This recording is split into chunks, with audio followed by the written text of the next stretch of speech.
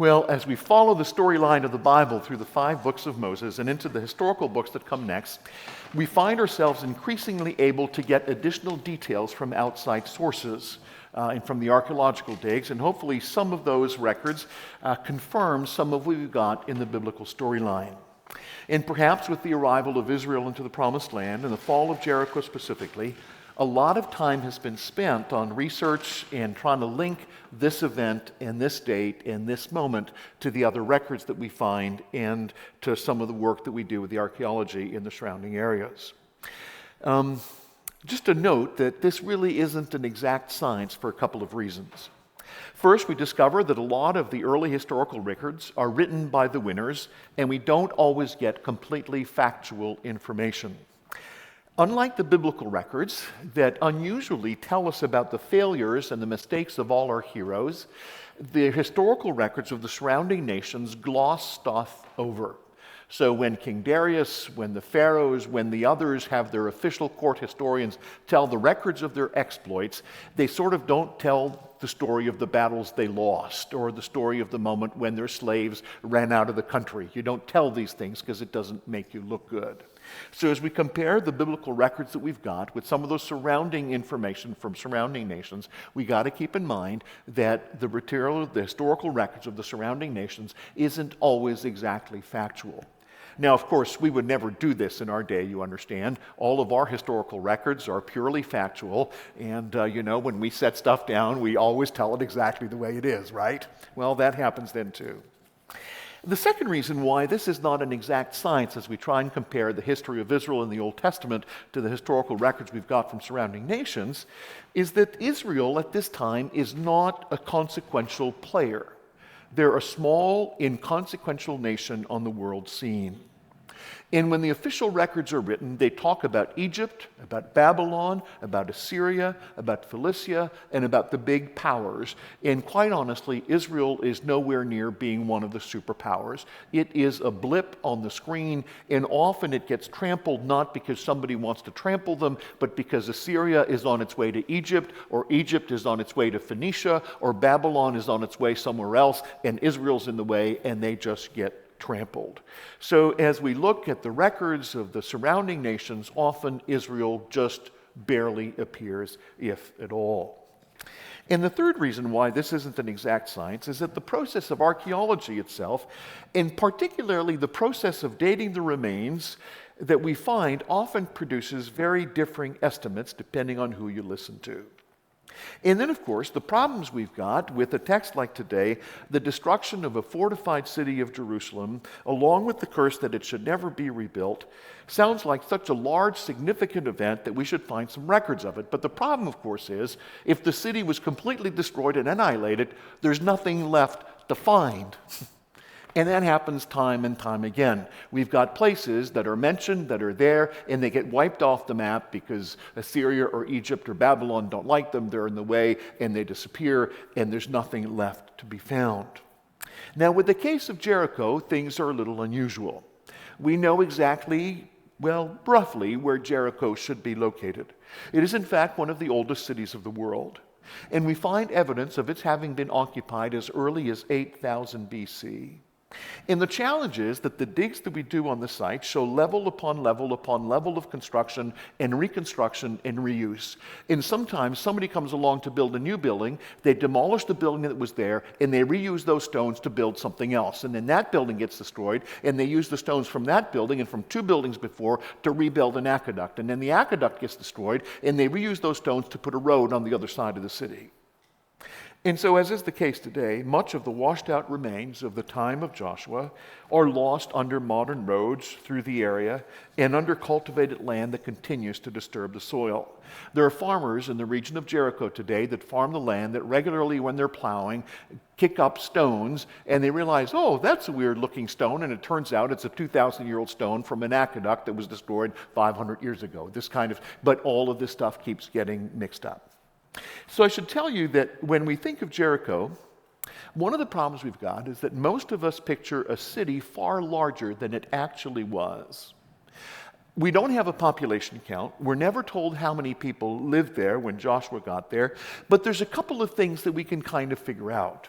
On the seventh day of our story, between dawn and dusk of that same day, the whole of the people, particularly the armed men, walked from their encampment some distance away on the plain, got to the city, and had time to walk around the whole city 7 times before the sun went down at the end of the day. Now, I don't know how fast you can walk. I don't know how fast an army can walk. I don't know how fast the Levitical priests could have carrying the ark with them, blowing the shofar as they went, but that gives you an idea of size. So they would have had to been able to walk around the whole city in somewhere between an hour and an hour and a half to do that 7 times between sunup and sundown. This is not New York City. This is not Montreal. This is not even Granby.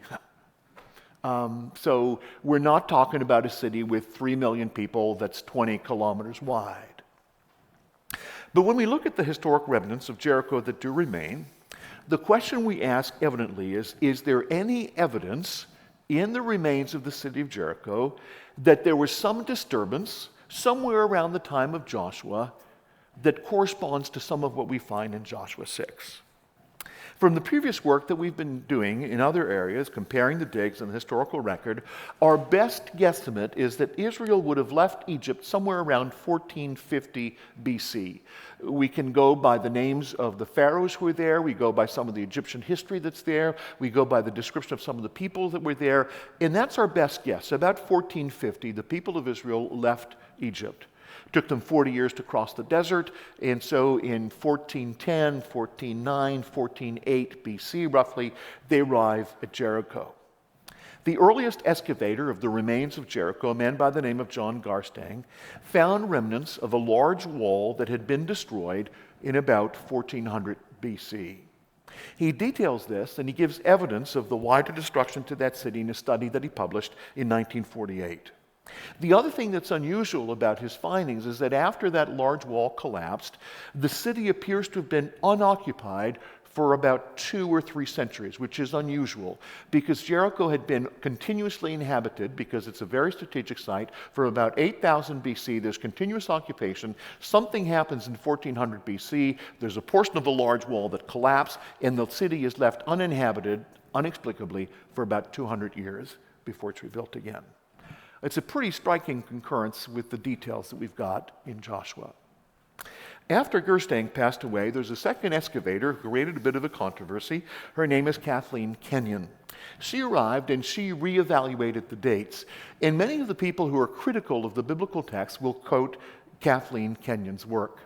Kathleen Kenyon is a specialist not in buildings but in pottery. And so when she got to the site at Jericho, she looked at the pieces of pottery that could be found in this level where the destruction was, and she tried to date that pottery. And her dating of that pottery says that the pottery dates anywhere from 150 to 200 years before the time of Joshua. So her study of the pottery suggested that this didn't match the dates.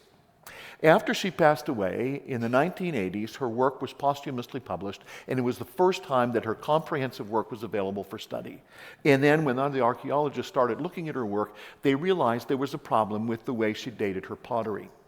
All of the pottery that she found at the site of Jericho was not made in Jericho. They didn't make pottery in Jericho. All of the pottery that was there was imported. It had traveled from Mesopotamia, from Babylon, from other places. And if we look at the dates, her dates are right, but the pottery traveled. And then Jericho and its outskirts, let's just say that they weren't Saks Fifth Avenue. They weren't at the cutting edge of fashion and of trends with pottery. And so they were copying trends that had been found decades before in another city, that had been copied decades before from another city, that had been copied decades before from another city. And so essentially, yes, if we date by the pottery, the dates are a little off, but none of the pottery is native to Jericho. And so after her death, as the study was looked at again, there's another excavator who went back, and it turns out that Garstang's dating was fairly accurate. And so we don't have all the details, but what we have from the archaeological dig at Jericho at the remnants is that in about 1400 BC, about when Joshua was there appears to have been wide destruction in a segment of the city that included the collapse of a major significant retaining wall on one of the edges of the city, and that after that moment the city was indeed uninhabited for the best part of 200 years, unusual in the history of Jericho, and certainly concords with the details that we've got in Joshua 6. So with that as a corroboration behind us, let's dig into Joshua 6 a little bit. We'll slowly work our way through the chapter, and I'll stop at a couple strategic points just to make a few comments. Joshua chapter 6, and starting at verse 1. Now Jericho was shut up inside and outside because of the people of Israel. None went out and none came in.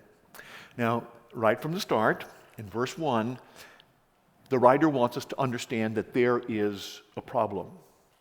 And in a way, this parallels what he did at the beginning of chapter 5. When chapter 5 opens, before we cross the Jordan River, he tells us a couple things. He says, number one, this is the season when Jordan was at its widest, overflowing its banks. And number two, he tells us where they were at the wrong spot to cross. It was the wrong time of year. It was the wrong spot to cross. There were a lot of them, and they had to get over the river. At the beginning of Joshua 5, before they cross the Jordan, he wants us to understand this is a humanly impossible task. And if this is going to happen, God's going to have to be involved. And he starts the same way here. He says, you got to understand, Jericho is not a bunch of tents in the middle of a plain. It is a fortified city with a wall. They know the Israelites are coming. It is shut up inside and out because of the people of Israel. Nobody was going out and nobody was coming in. So as the Israelites are confronted with Jericho, the writer begins by emphasizing this is an impossible task. But right next to that comes this promise in verse 2 from God. Jericho was shut up inside and outside because of the people of Israel. None went out, none came in, impenetrable. There's no way around this. It's kind of like, I don't want to say that because it's sleight of hand, but you know the magician, when he shows you he's going to break a pair of handcuffs, he first shows you how. God's not doing sleight of hand. Don't misunderstand what I'm saying. But God wants us to understand how heavy the problem is. And then comes verse 2. And the Lord said to Joshua, perfect tense, see, I have given Jericho into your hands with its king and mighty men of valor. Now, I'm going to tell you, sorry, God, I don't see. In terms of human appearance, from everything that we see, this is hard to see. This is not obvious that this is going to work out. And so right in verse 1 and 2, the writer wants us to understand the city is shut up, fortified city, it's walled, it's impenetrable, you can't get in, you can't get out, it's solid, there's no way in. And God says to Joshua, you know what? I got this. It's done. It's yours. I've given it into your hands. Perfect tense. It's resolved. How is God going to do this? How is he going to get through Jericho's defenses? There's a little book that kind of made me laugh. Last week I told you about that Chinese general who wrote about the art of war. There's an Israeli archaeologist, and his name is Yadin, and he wrote an interesting book called The Art of Biblical Warfare, and he looks at all of the battles of the Old Testament, and he lays out some of the strategy and some of the military background, helps him in the battle. And he lays something out. He says, when he talks about Jericho and some of the other walled cities, he says, there's only 5 ways to capture a walled city. Number 1, you can go over the wall. Hard to do. Some have tried, big ladders. You can go under the wall. This happened several times in that party scene in Babylon where Daniel and his friends are there, and it's at that moment, at that night, when they call for the utensils from the house of God, and they're using this in their debauchery. And that very night, they fall to the Persians. While that party was going on, the Persians were digging under the walls of Babylon, getting through the defenses, getting into the water delivery system to get up into the sea. So you can either go over the wall, you can go under the wall, or you can go through the wall. But the Israelites have not prepared for any of this. They don't have any war machines. They don't have any tall ladders. They've been preparing for the last week. They haven't prepared burning oil. They haven't prepared flaming arrows. They've got none of this ready. The fourth thing you can do is that you can surround the city and starve out the inhabitants. Well, the difficulty is the people of Jericho knew they were coming. They've shut the city tight. We presume that means they've figured out the food piece. If they knew the Israelites were coming, they were ready, they've got provisions, they could hold out for a while. And interestingly, you like this one, Yadin says the fifth way to get through a walled city is to use trickery, like the Trojan horse. You pretend like you're all leaving, and you leave a gift on their doorstep, and oh, look, they left a nice big wooden horse. You open the gates, and in the middle of the night, they come out. There's a couple of ways to do this. But those are the only 5 ways, really, to get through a walled city. You go over the wall, you go under the wall, you go through the wall, you starve them out, or you use some kind of a trick. God is not going to use any of these strategies. God has worked out his own strategy, and it's not a military strategy. It's actually a religious ceremony. Verse 2, and the Lord said to Joshua, see, I've given Jericho into your hand with its king and mighty men of valor. You shall march around the city, all the men of war, going around the city once. Thus you shall do for 6 days. Now, if we're reading this right, it doesn't sound like all of the people of Israel, the men, the women, and the kids, and everybody else went around the city. It sounds, if we're reading this right, that it is the men of war who are doing this. Thus you shall do for 6 days. 7 priests shall bear 7 trumpets of ram's horns before the ark. Now, they're going to use the word trumpets as we go on from here, but it's not the brass trumpets that they would use in a military setting. This is the shofar. This is the ram's horn that they're using. It's not a military trumpet. It's the spiritual trumpet that they're using in the temple when they're calling for the time of prayer and the time of praise. 7 priests shall bear 7 trumpets of ram's horns before the ark. On the 7th day you shall march around the city 7 times, and the priests shall blow the trumpets. And when they make a long blast with the ram's horn, when you hear the sound of the trumpet, then all the people shall shout with a great shout, and the wall of the city will fall down flat, and the people shall go up, everyone straight before him. That's the plan. I don't know, if I'm Joshua, said, okay, you sure? So Joshua, the son of Nun, called the priests and said to them, take up the ark of the covenant. Let 7 priests bear 7 trumpets of ram's horns before the ark of the Lord. And he said to the people, go forward, march around the city, and let the armed men pass on before the ark of the Lord. And just as Joshua had commanded the people, the 7 priests bearing the 7 trumpets of ram's horns before the Lord went forward, blowing the trumpets with the ark of the covenant of the Lord following them. Then the armed men were walking before the priests who were blowing the trumpets, and the rear guard was walking after the ark, while the trumpets blew continually. But Joshua commanded the people, you shall not shout or make your voice heard, neither shall any word go out of your mouth until the day I tell you to shout. Then you shall shout. So he caused the ark of the Lord to circle the city, going about it once, and they came into the camp and spent the night in the camp. Then Joshua rose early in the morning, the priests took up the ark of the Lord. And the 7 priests bearing the 7 trumpets of ram's horns before the ark of the Lord walked on, and they blew the trumpet continually. And the armed men were walking before them, and the rear guard was walking after the ark of the Lord while the trumpets blew continually. And the 2nd day they marched around the city once, returned into the camp. So they did for 6 days.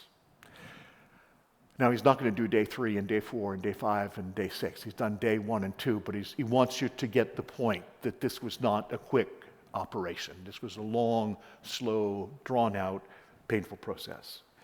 On the 7th day, they rose early at the dawn of day and marched around the city in the same manner 7 times. It was only on that day that they marched around the city 7 times. And at the 7th time, when the priests had blown the trumpets, Joshua said to the people, shout, for the Lord has given you the city.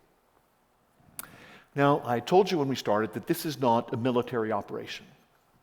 This is a religious ceremony. And I just made a list of the details in the text that prove that this is a religious, spiritual celebration that's happening. And I just came up with 7 on the list. I wasn't shooting for 7, but I came out with 7. First thing, as we saw in chapter 5 last week, in the weeks leading up to this, the people did not prepare for this moment by running military exercises. They didn't sharpen their swords. They didn't discuss battle plans with Joshua. They didn't assemble ladders to go over the wall. They didn't mount, those big flinging stone things. They didn't do any of this. The people prepared for this day by circumcising the new generation, by celebrating the Passover, and if we accept the timing suggested by the Qumran text, possibly by hearing the reading of the law. They had not prepared for a military operation. The Lord told them to prepare for a spiritual religious moment. That's what it was. Secondly, we know that this is a spiritual exercise and not a military one because it is the ark, carefully carried by the priests, symbolizing the Lord's presence that is at the heart of the process. Very much in the same way that the priests carrying the ark led the way through the Jordan River, tonight the priests in the ark will lead the way into Jericho. The third thing that shows us this was a spiritual moment. This is a solemn process through which the people are asked to remain perfectly silent, at least until the very last moment. This is a moment of silent awe and reverence for the presence of God, symbolized in the ark in what he's about to do. Fourth indication, they did not bring the military trumpets. They took the shofars, the ram's horns. These are the horns that were used to call the people to prayer and to worship in the tent and in the tabernacle and eventually in the temple. It is a spiritual moment. Fifth, we know this is a spiritual process because of the repetition of the number 7 that God often uses, loaded with symbolism and often about judgment. Did you count how many times the number 7 appeared? 7 priests carrying the ark, 7 days, marching 7 times, and 7 times on the 7th day. Sixth, the expression that Joshua uses to encourage the people to shout at the final moment is a very peculiar one. It's only used 2 or 3 times to designate either a warning or an alarm, and we only find 1 or 2 spots where this word is actually used, that this word that Joshua used is actually used in battle. That only happens once or twice. There is a word for shouting in battle that is used very regularly. There is that shout. You remember when Gideon, when they were attacking, there were the 300 men with the torches. They break the pot and they scream out and they say, "For Gideon and for the Lord," and for, and there's a word for this military cry. This is not the word that they use. The word that Joshua uses is the word that is most frequently used in the psalm. It is the word that is used dozens of times for shouting praise to God in the psalms. It is a shout of praise. God said to Joshua, "They will cry on the last day because I have given you the city." It was not a war cry. It was a shout of praise.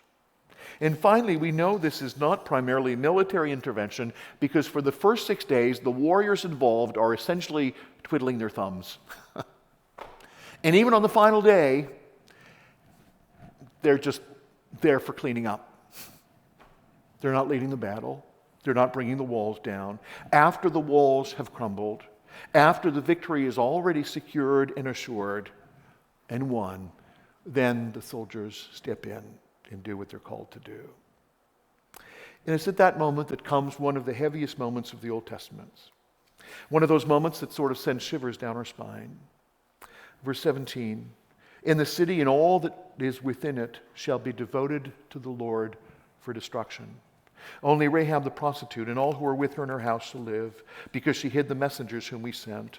But you keep yourselves from the things devoted to destruction, lest when you've devoted them, you take any of the devoted things and make the camp of Israel a thing for destruction and bring trouble upon it.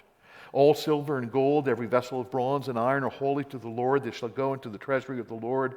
So the people shouted and the trumpets were blown. As soon as the people heard the sound of the trumpet, the people shouted a great shout, and the wall fell down flat, so that the people went up into the city, every man straight before him, and they captured the city. And they devoted all in the city to destruction, both men and women, young and old, oxen, sheep, and donkeys, with the edge of the sword. What scares us is not just the idea that all of these people and animals were slaughtered, men, women, and even children. But what's even scarier to us is the thought that this was a direct command from God. And make no mistake about it, this is the command that he gave to Joshua. And earlier in Deuteronomy 20, when he explains the ban, it's called the ban, things that will be devoted to the Lord by destruction. Very clearly, God walks Moses through and he says, when the moment comes for the ban, everything goes to the edge of the sword. Men, women, children, and the animals. And when God gives the instruction, he says, "You shall do this because you do not want them to teach you their abominable practices that they have done for their gods, and it will make you sin against the Lord. And that last line is critical because it speaks of abominable practices that they have done for their gods. The records that we have about what was happening in these nations speaks of child sacrifices. The god Moloch was reigning in parts of that area. The god Moloch was a god with only a head, with an open mouth, with a burning fire. And when you had your firstborn child, when he was a few days old, alive and awake, you had to throw the living infant into the burning fire of this god. Child sacrifice. Living children thrown into burning fires. We have records of incest, of violence, of torture, of bestiality, and of wanton brutality. It was idolatry of the worst kind. It wasn't just that they worshipped other gods and then on the side in the brothels they did strange stuff. It was that the two were mixed together. The violence and the child killings it was part of their worship to their God. There was no cleaning this society. It wasn't a matter of going in and cleaning out the rough parts of the city where there were the bars and the places. That wasn't it. It was all over the place. These abominable practices were even in the temples to their gods. Part of our problem in our day is that when we're confronted with the righteous judgment of God, is that we have become so cozy with sin. We're so used to the idolatry and the immorality that rages around us and the unrighteousness that's worlds all around us that we've become completely desensitized to it. I'll never forget a friend of mine who had served as a missionary for over 30 years in another country, and he came home to America, and he went to visit some of his supporters, and as he was traveling from city to city, he was billeted in their homes, and so he would sit with them. And he'd been in the mission field for over 30 years, and when he left, television and radio weren't where they were, and he came home, and in these good Christian people's homes, they sat down, they had supper together, and then after supper, they watched the news, and after the news, some television show came on. And he was completely aghast at what they were showing on television, and that what they were showing on television would be accepted and received and played in a Christian's home. We have lost the sense of shock and horror at sin. How soon we've forgotten the lesson of the days of Noah, when God looked down and was so horrified at the sins of mankind that he needed to completely wipe it out. Or the fire and brimstone in the cities of Sodom and Gomorrah. Okay, so we understand why God should have to wipe out the evil, bad sinners in the city. But what about the innocent? What about those people in the city who weren't participating in there? Weren't there exceptions? Weren't there some people who should have been saved from this? Well, there were. Verse 22, but to the two men who had spied out the land, Joshua said, go into the prostitute's house, bring out from there the woman and all who belonged to her as you swore to her. So the young men who had been spies went in and brought out Rahab and her father and mother and brothers and all who belonged to her. And they brought all her relatives and put them outside the camp of Israel. And they burnt the city with fire and everything in it. Only the silver and gold and the vessels of bronze and iron they put in the treasury of the house of the Lord. But Rahab the prostitute and her father's household and all who belonged to her, Joshua saved alive. And she's lived in Israel to this day, because she hid the messengers whom Joshua sent to spy out Jericho. God is not unjust. Our God is a God of mercy. He found Rahab, apparently the only woman in the entire city who had enough faith to turn her very real fear of the approaching judgment of God into the tangible action of pleading with the spies for mercy.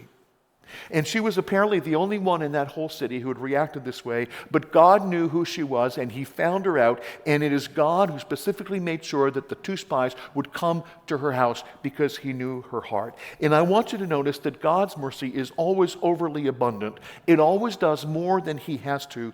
God could have saved Rahab alone, that we know of. Rahab is the only one who expressed fear in God, who expressed faith, and who asked for mercy. But on the basis of her faith alone, God actually spares her whole family, her father, her father's household, her mother, and her brothers, and all who belonged to her. That was the deal. Anybody who comes to find refuge in your house, who's hiding in your house when we get there, will be saved. Now, one day, I'm going to preach a sermon about evangelism about Rahab.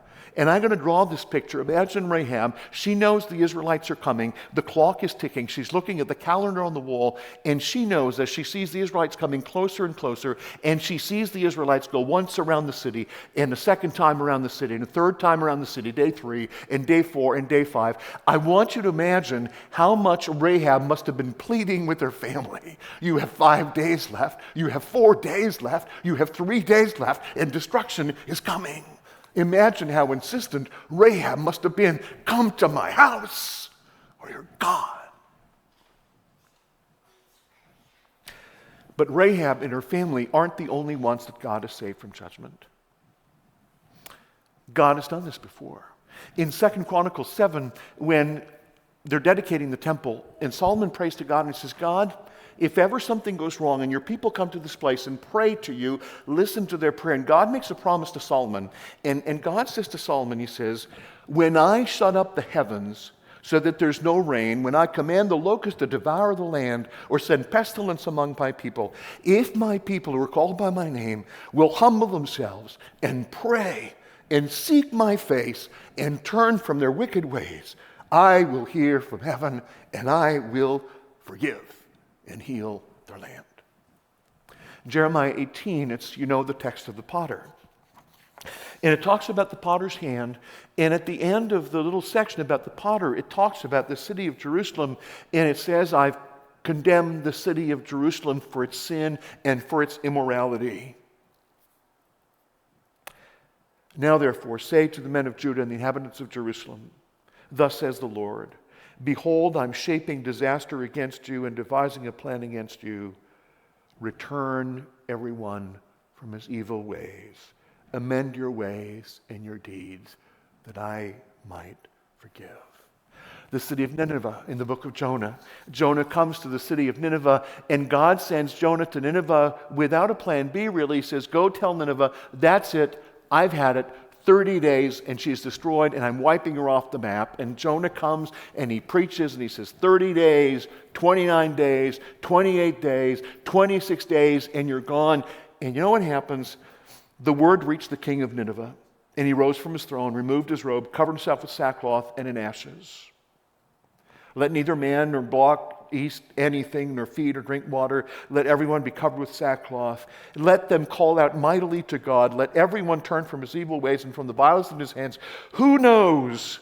God may turn and relent and turn from his fierce anger that we may not perish. And God saw what they did. And God relented of the disaster. And of course, Jonah's upset. Jonah cries out to God. He says, God, yes, I knew it. This is why I didn't want to come. I knew that you're a gracious God and merciful, slow to anger, abounding steadfast love. And then there's that moment where God's about to destroy Sodom and Gomorrah.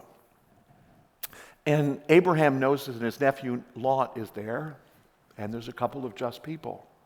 And he has this conversation with God, and he says, Sodom and Gomorrah, there's 2 big cities. There's a lot of people. And he says, what if in the city there's 50 righteous people? Would you destroy the righteous with the evil?